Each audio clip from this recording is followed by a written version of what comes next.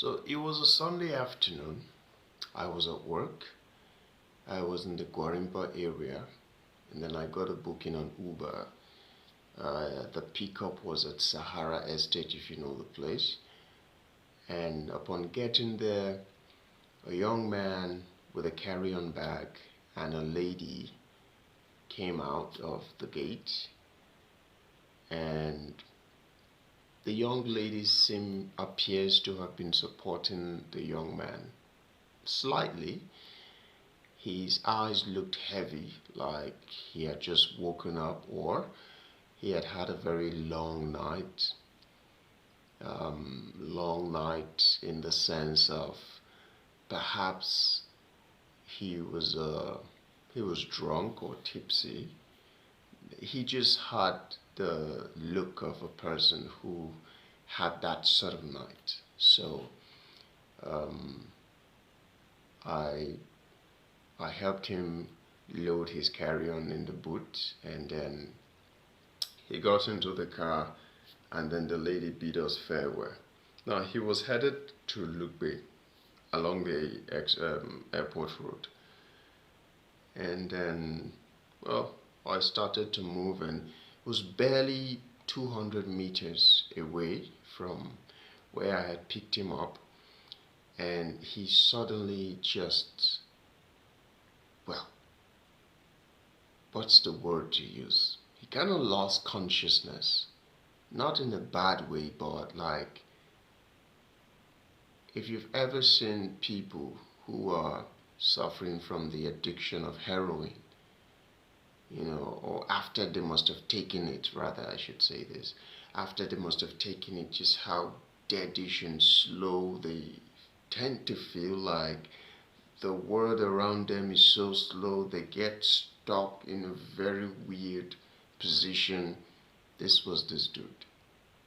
Now, I cannot say to a certainty what he may have been on, or what he has taken, or what is driving him so, but the moment he got in, he was conscious enough to put on his seatbelt.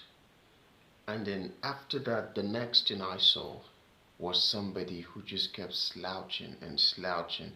Now, he had his phone on his hand because he had pulled it out like he wanted to use it. And then his hands just went like so. The phone fell, and he also like just slouched to the left like so. And I was looking at him because there was like a noticeable sound, the phone didn't fall very lightly. I was looking at him like, yo, dude is gone. Like he wasn't even trying to pick up the phone. He wasn't trying to recover himself. He was just gone. And if you know Guarimpa, I was taking the route towards the Effa Bridge, to hit the express and then head for Lugbe. So the road is not very smooth, right? That particular road leading up to the bridge is not very smooth. So I kept on purpose entering the bad roads with like a little bit of force, hoping that it's going to like bump him into consciousness or something, because I could tell that, he was breathing. That much I know.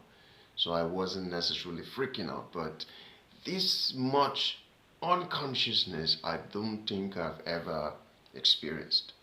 So imagine my apprehension. I was genuinely concerned, but I just felt like, yeah, okay, he had a very wonderful night. Not wonderful, actually, eventful night. Whatever the case, dude wasn't trying to pick up his phone. I got to the bridge. Now it became hard because now I'm on the bridge. This is a smooth road, just kind of like just roll down and join in the express, and the express is like smooth all the way to Lupe. So at what point am I supposed to wake him? I'm not trying to touch him because, apart from the fact that some people hate that, I also don't exactly enjoy, touching a stranger. I don't know where he's been. I don't know where he's been, right? I don't necessarily want to have to touch him. But this dude actually did not regain consciousness. His phone still somewhere under the seat.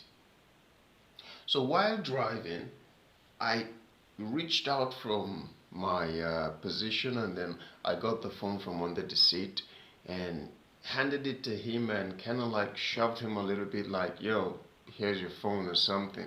And then he took it, and he was drooling already, like there's some saliva coming down his mouth on his shoulders. And then he collected the phone, and then he goes like, dropped it on his laps and gone again. Oh boy. So I was confused at this point. He walked to the car. He wasn't like staggering to the car. He walked to the car. But I could tell like he was physically exhausted. But then again, how badly must it be, whatever it is that you may be on? I'm sure you can handle a little bit of consciousness. I decided not to bother him, right? Because I could tell that he's not dead, he's not fainted, he's breathing and he's drooling. And so what I decided to do was, every time I got to a place that was like a curve, a bend, a sharp bend or whatever, I really do it so badly so that his head goes like like I wanted to swerve so badly so that he will regain consciousness by just how forcefully his head moves from one direction to the other. So his head was like this, especially at that big roundabout connecting Lifecam to Gwarimpa and Jabi. I went really hard, unnecessarily too, by the way. I didn't have to be that forceful with the turn, but I was trying to kind of like keep him conscious, essentially, because at this point I just want him to be conscious long enough for me to drop him off and be off safely too. And then I did that. His head was like this, facing towards me, and when I did that, in a very forceful way by the way, his head went all the way and actually hit the glass a little bit. Nothing happened, it wasn't that bad, but enough to wake anybody from slumber or sleep. And dude just continued like that. I'm saying, if I were to park the car and rob this guy blind, I think I would have gotten away with it. This was how unconscious he was. Like, I had this carry-on in my boot. I could have at any point stopped and, searched the bag or whatever, and he wouldn't even wake up. This was how his head just hit the glass, and he didn't even flinch. I honestly got more scared at this point. I took my phone and I'm like, if this dude actually passes out, I'm gonna have to start explaining and giving some stories, and everybody will be looking at me like, that's hearsay, you should have done better, you should have done this. And I'm like, God in heaven, I'm not built for this rubbish. I took my phone and I made a video, right? I wish I still had that video, I would have uploaded it. I made a video, where I was like, okay, so this is a customer.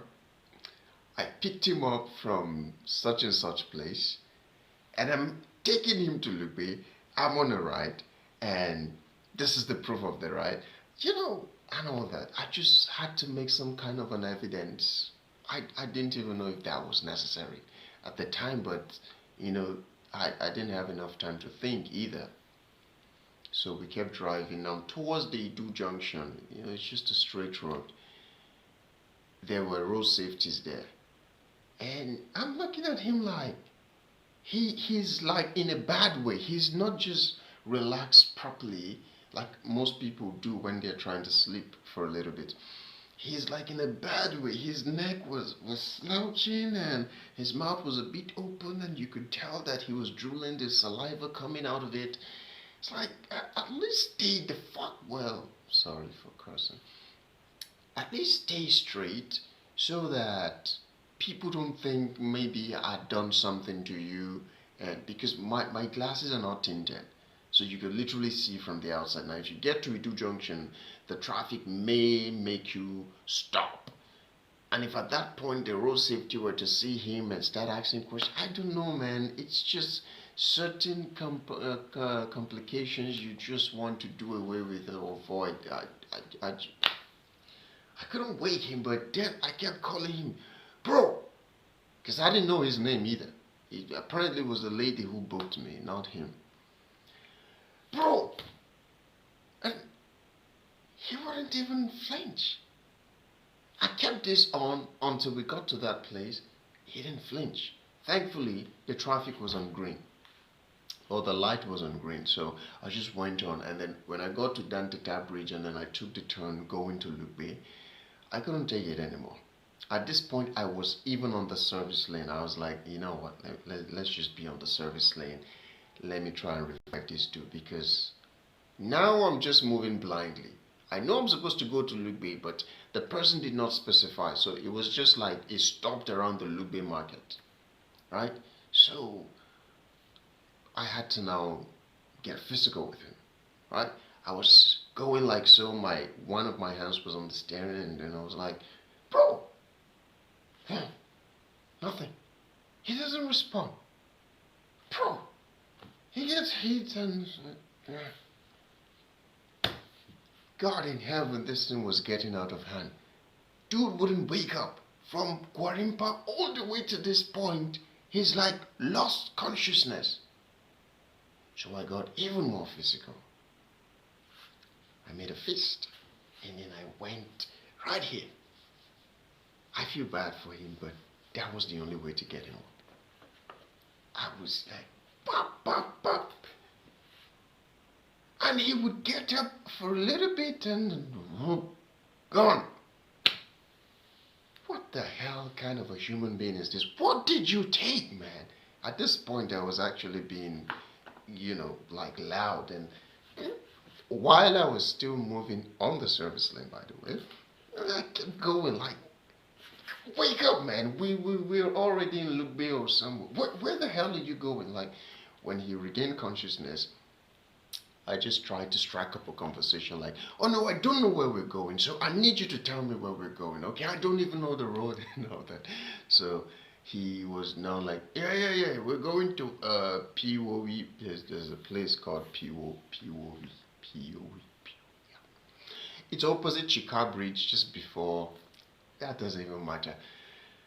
So I was even glad I asked, because I was going all the way to Lugbe, but this place was not. It was before Lugbe, right? So we got into the POE, and then the road in the area was quite bad as well, right?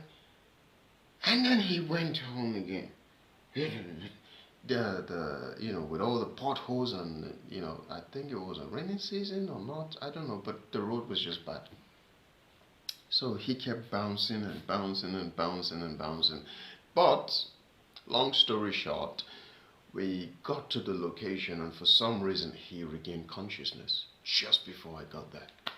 He regained consciousness. I don't know if it was like just how bad the road was, or maybe the effect of whatever it is he was on was beginning to wear off. But either way, I was so glad.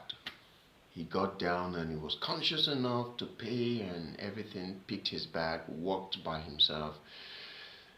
And that gave me like one of the biggest scares, man. I'm like, Christ in heaven. Boy, oh boy, I'm done with you. Like, so glad. So That was one weird experience, okay? Thought I should share that with you. I don't know. It's not one of those stories where I can say, be careful out there. It's nothing to be careful for. I don't know. How are you supposed to be careful for something like that? He just came in and gone off, right? So, good luck out there is what I'd say. Bye bye.